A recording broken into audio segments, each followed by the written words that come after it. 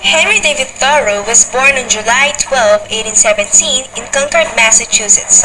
He began writing nature poetry in the 1840s with poet Ralph Waldo Emerson as a mentor and friend.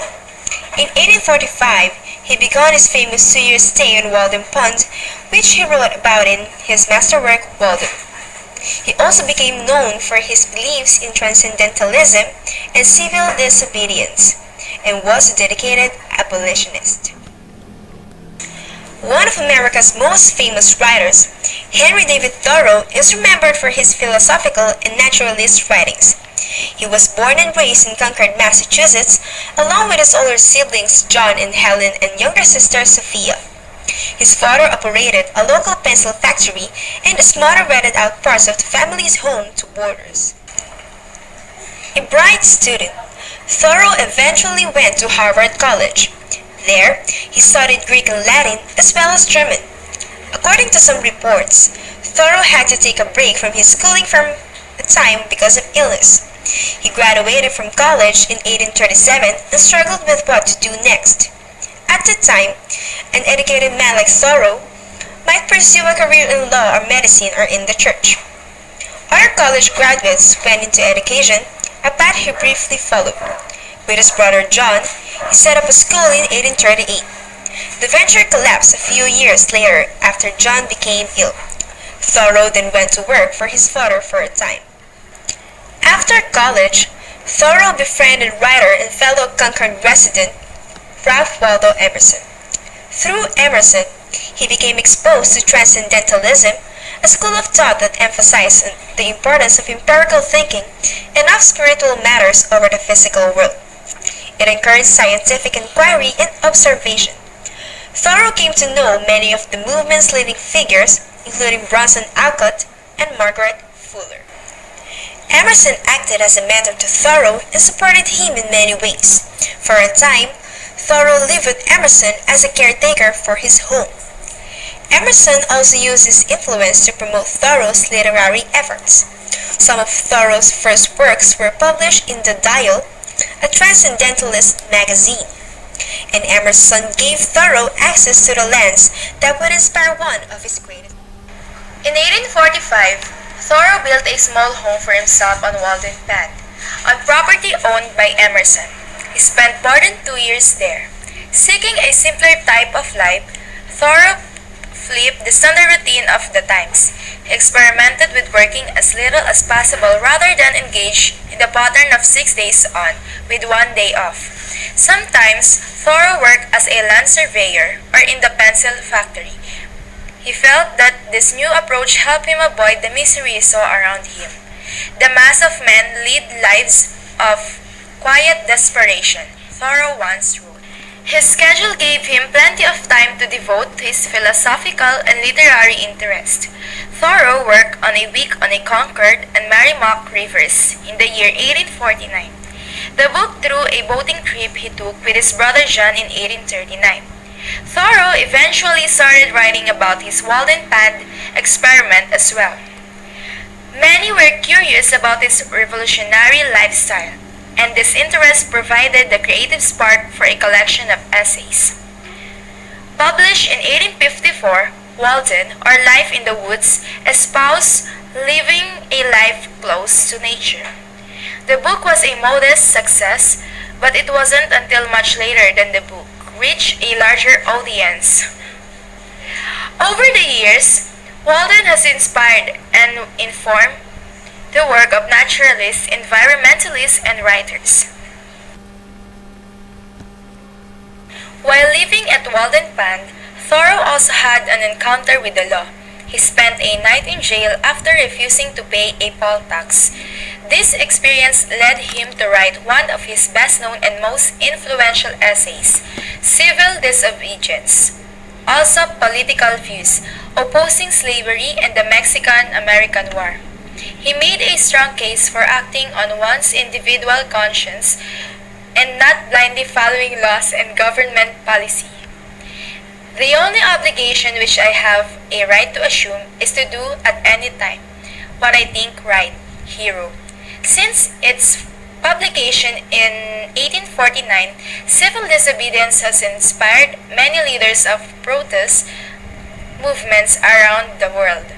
This non-violent approach to political and social resistance has influenced American civil rights activist Martin Luther King Jr. and Mohandas Gandhi, who helped India win independence from Great Britain, among many others.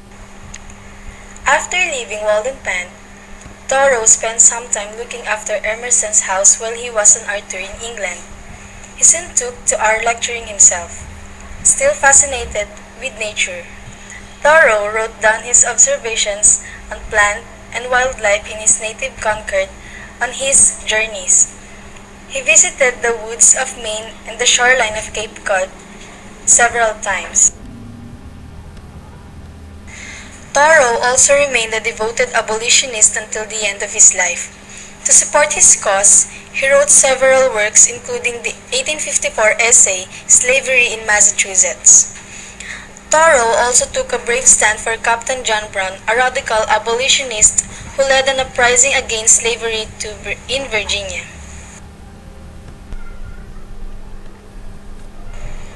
He and his supporters raided a federal arsenal in Harper's Ferry to arm themselves in October 1859, but their plan was thwarted. An injured Brown was later convicted of treason and put to death for his crime. Thoreau rose to defend him with a speech, a plea for Captain John Brown, calling him an angel of light and the bravest and humanest man in all the country. In his later years, Thoreau battled an illness that had plagued him for decades. He had tuberculosis, which he had contracted decades earlier. To restore his health, Thoreau went to Minnesota in 1861, but the trip didn't improve his condition. He finally suffered from the disease on May 6, 1862. Thoreau was heralded as an original thinker and a man of a simple taste, hardy habits, and of preternatural powers of observation in some of his obituaries. His experience bore fruit in the 1854 publication of his literary masterpiece Walden, a work that almost defies categorization. It is a work of narrative prose which often soars to poetic heights, combining philosophical speculation with close observation of a concrete place.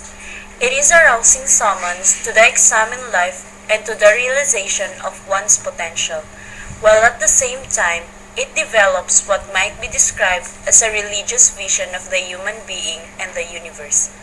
Walden has been admired by a larger world audience than any other book written by an American author, and whether or not it ought to be called a work of philosophy, it contains a substantial amount of philosophical content which deserves to be better appreciated than it has been.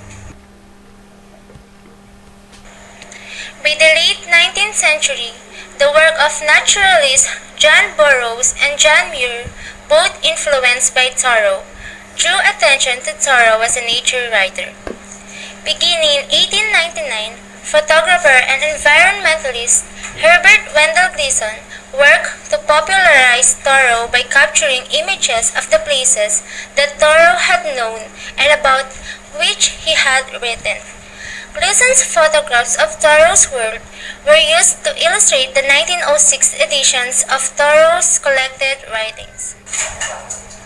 The publication of Thoreau biographies began during the decade following the author's death and demonstrated growing interest in the man as well as his work. In the 20th century, Thoreau's reputation, popular and academic, burgeoned. Thoreau's work is now available around the world. It has been translated into Dutch, French, German, Italian, Russian, Spanish, Greek, Portuguese, Hebrew, Arabic, Chinese, and Japanese, and among other languages. It is much read and respected in Japan, which has its own Thoreau Society.